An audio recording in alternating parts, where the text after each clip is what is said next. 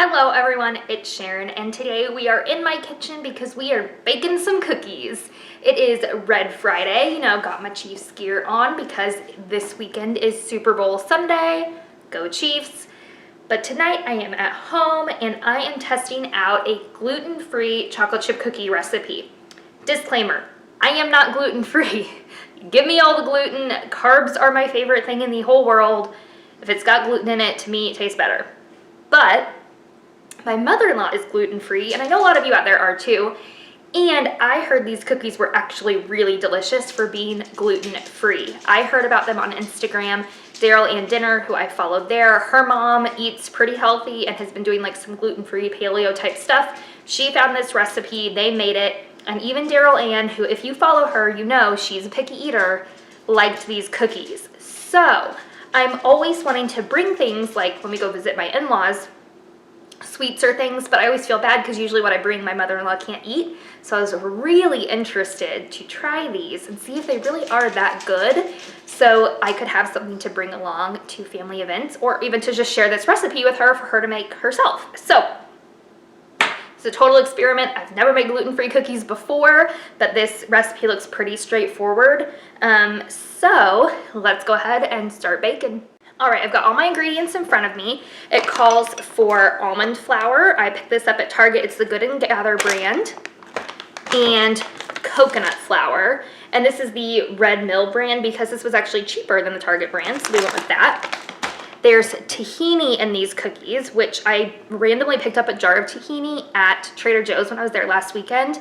Didn't have any recipe in mind, and then they talked about these cookies and I was like, perfect, I just bought tahini. So, tahini. It's got honey, cinnamon, baking soda, salt, 1 stick of butter, 1 egg, and vanilla and brown sugar. So let's jump on in. Oh, there is chocolate because it is chocolate chip cookies. So I've got my chocolate here. This is kind of a mixture of milk chocolate, dark chocolate squares, some semi-sweet. I just mix it all together because I like it that way. So let's get baking. All right, so I don't feel like pulling out my KitchenAid. I mean, it's just over here on the counter, but it just seems like too much work. So we are going to use my hand mixer today. I don't use this very often since I have a KitchenAid now, but I don't know, I just kind of feel like using my hand mixer. So I think I put them in the wrong holes. Don't do that. Don't be me and put them in wrong. Put them in correctly or you'll have a problem. So we're going to use my hand mixer and a mixing bowl. Let me bring you on down here so you can see what I'm doing. Okay, first it says to beat together the brown sugar, butter, honey, tahini until well combined. So let's go ahead and get all of our ingredients in the bowl. Butter, brown sugar is 1/4 cup. It doesn't say packed or not, so I'm kind of doing a semi-packed 1/4 cup. Okay, 1/4 cup of honey. All right, I've never used tahini before, but can you see all this oil on the top? I wonder if I'm supposed to mix that together. All right, it says you should stir it. So I'm glad I looked. Let's just, oh yeah, that's thick. This is like a ice cream sundae or like a teaspoon, for like iced tea. Oh yeah, this is gonna take forever. Okay, I think that's pretty much stirred. It calls for 1/3 cup, so I'm going to use the spoon, I think, to spoon it in here. Otherwise, I'm going to make a big old mess.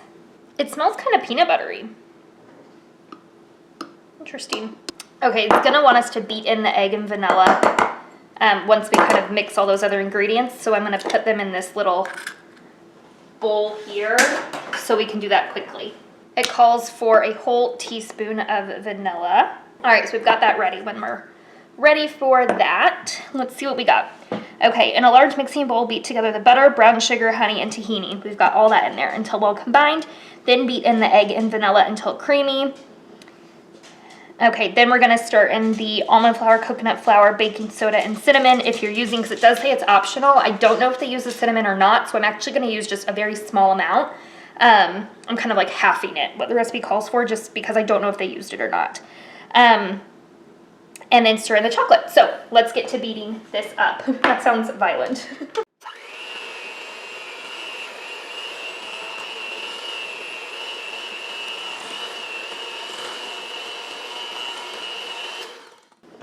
All right, then I'm gonna do the egg and vanilla.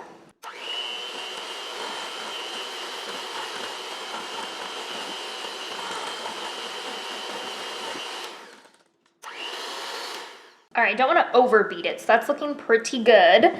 All right, now let's get in our flours. So we need a 1/3 cup of coconut flour. Okay. 1/3 cup coconut flour, and it calls for a whole cup of almond flour. Okay, got it. Baking soda, 3/4 of a teaspoon. And salt, 1/4 of a teaspoon. And then the cinnamon, it calls for, if you're following it directly, it calls for 1/4 of a teaspoon. I'm gonna use an 1/8 because like I said, I'm a little bit unsure of it, but I know it can add good flavor. It's probably in the recipe for a reason. So we're just putting a little bit. And because I don't wanna overmix this, and I also used a small bowl and I don't wanna send flour flying everywhere, I'm going to just hand stir all of this together so we don't make a big fat mess, because honestly, that's one of my specialties.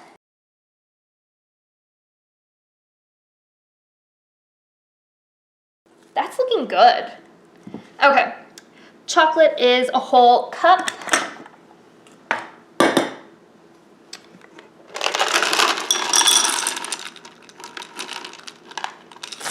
Whole cup of chocolate.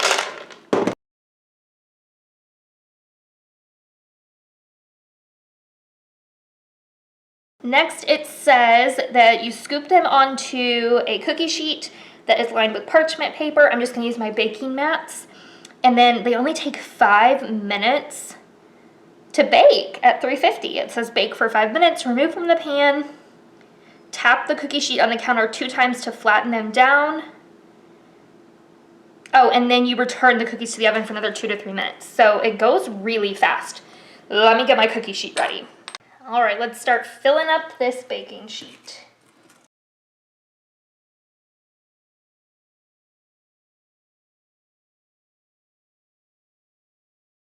All right, so I did space these out considerably because I remember from the Instagram stories that they spread out quite a bit. So let's pop these in for 5 minutes and see how it goes.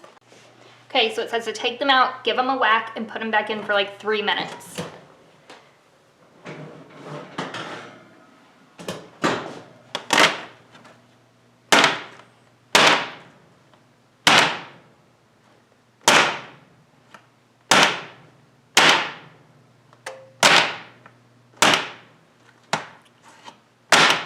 Okay, it said to only whack it twice, but I feel like they weren't deflating, so I whacked it a few more times. Let's pop them back in. All right, guys, that was like the fastest 2 minutes ever, but it's up. So let's see how they're looking.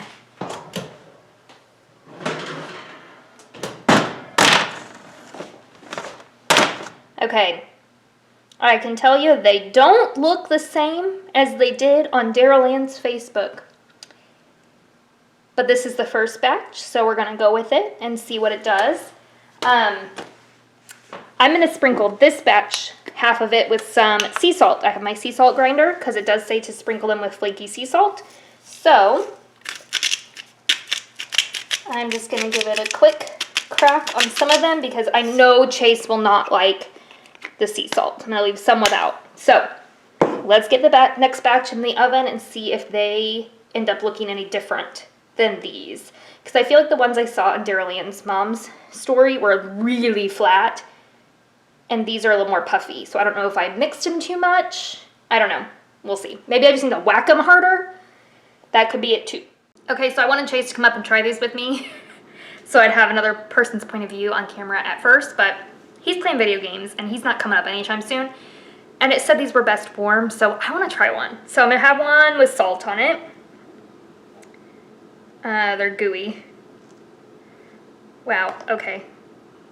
Maybe I need to let them set up more. These are like falling apart gooey, but let's just give it a go. This is a lot of chocolate.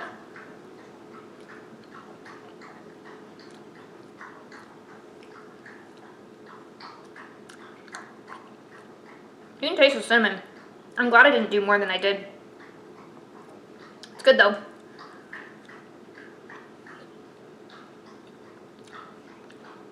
These taste good. Mm-hmm. I know I even cooked all the way.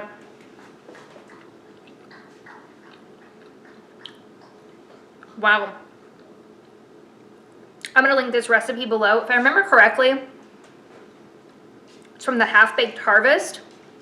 I think that's who Daryl Ann's mom talks about all the time. That's a good cookie. Dunry, I think I got you a winner.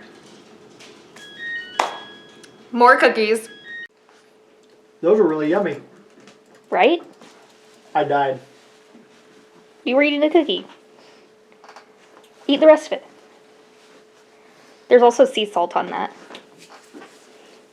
It's good. Doesn't that taste good? That's a gluten-free cookie. Mm-hmm. I think your mom will like that. Tastes really good.